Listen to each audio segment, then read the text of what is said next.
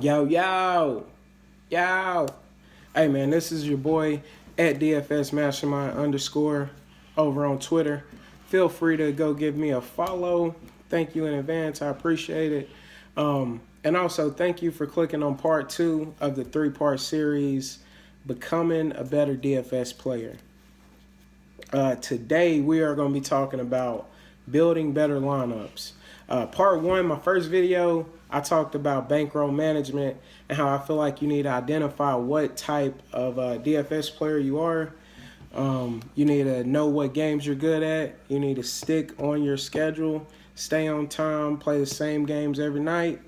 So now that we're doing that, we gotta get you winning, man. We gotta win more consistently.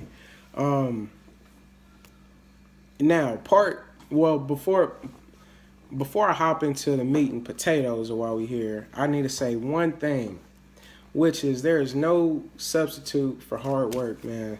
No matter where you go, no matter where you are, the more time and the more work you put in on something, the better and the more knowledgeable you are about something. And the same thing applies to DFS. If you spend your morning or late afternoon going over team totals, staying up on the injury report, checking spot starts, things like that, that's DFS homework, man. That's stuff that you got to be on. I guarantee everybody that wins consistently, they do their homework, man. It's a reason why, people are successful at things. And waiting 25 minutes before lock and trying to put together a lineup, you're not going to be caught up on all the news. You can be missing a bunch of things. And you can still win every once in a while like that just from the knowledge of the game itself. But the more time you spend on something, you'll naturally be better at it. So I want to make sure everybody's doing their homework. That is very important. And I feel like that falls into generic tips of how to make a winning lineup. People will always tell you, look at the totals, look at the fast-paced games, which that stuff is good information. But to me, that's just homework. That's basic. You know you're supposed to do that. So I'm going to hop into my 3 tips, things I feel like I've learned to help me become a better DFS player. Number 1 is going to be always play and understand the slate. And what I mean by that, if you have 4 value point guards on a given night, don't go looking power forward and center for some miraculous value. When the DFS gods put those 4 point guards right there for a reason. You gotta take advantage of the value. The value is what allows us to get up to the studs. The more studs, the better. Normally, on most nights. So you gotta stay up on your value play. That's for sure. Understand the slate. What else did I write down about this?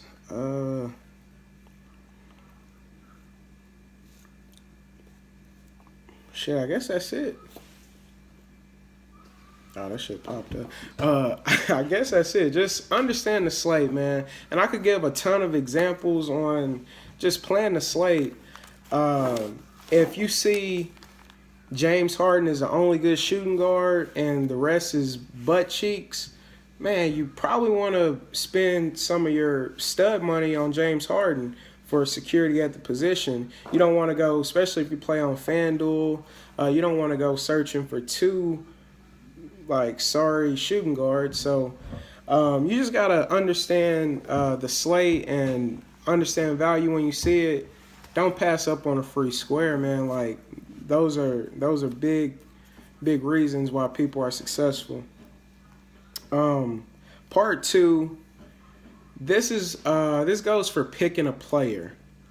No more than 3 what ifs. If you have to say, if Dwayne Wade gets in early foul trouble, and if they decide not to go with Doug McDermott and they put Denzel Valentine in, and Jimmy Buckets is not really scoring, or Taj Gibson, or none of their players are really scoring, Denzel Valentine could get hot and have a really good game. Which, all of this is true, but you had to do 3 what-ifs to get there. My rule is if you have 3 what-ifs, you want to stay away from it. Chances are you can find a lot better play by just looking. You may have to drop one of your studs and even things out. But if you're trying to build that 3 stud lineup and you land on people where it's 3 what ifs for them to hit value, that's not what you want. You want to stick with people getting consistent minutes, consistent playing time. That's big parts of their offense. So that's my rule with that. No more than 3 what ifs under any circumstance. Now, sometimes, I will say this, sometimes that 3 what if player can win people tournaments. The chances of that 3 what if player, though, ruining your lineup is a lot higher. I know some people have had, I made lineups before where I tried to do that, go big studs. All my studs are really good, and I'm sitting with like a 2 from a person because I took a chance on somebody that I know was not a safe play. And part 3, tip number 3 is going to be always have a what if. Now, I know that sounds crazy, but try to feel me.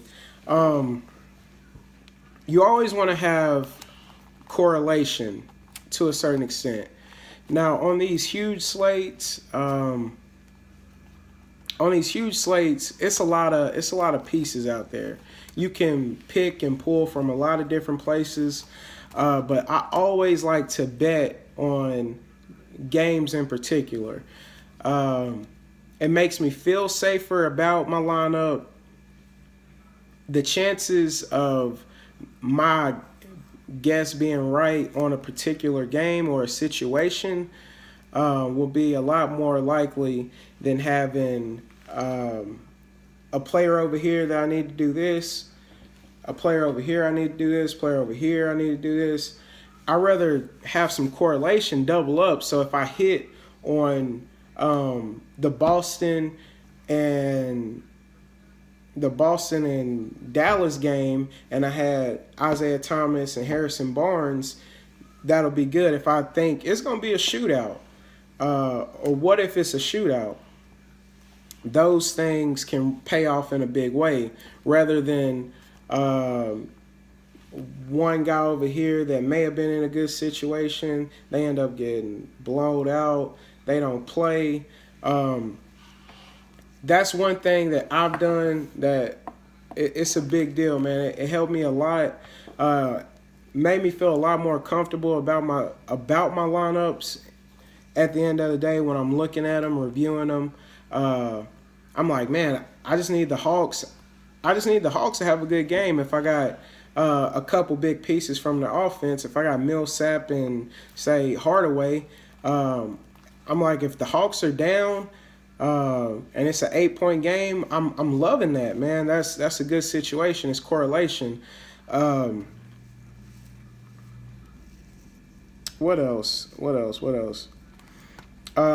Also, just a couple random tips. I try to always go for 6 value on somebody's price point. I just try to 6x it, see if they can give me those points. That's one tip I always try to do. I think that may be it, though. So the first one we have is always play and understand the slate. Tip number 2, no more than 3 what ifs. And tip number 3, always have a what if. And I think I'm going to wrap it up like that. This is your boy, DFS Mastermind, over there on Twitter. Feel free to shoot me questions. If you want to ask me something, I got you. Just hit me up. Let me know. Thank you for watching the video. Bless up, man. Let's get it.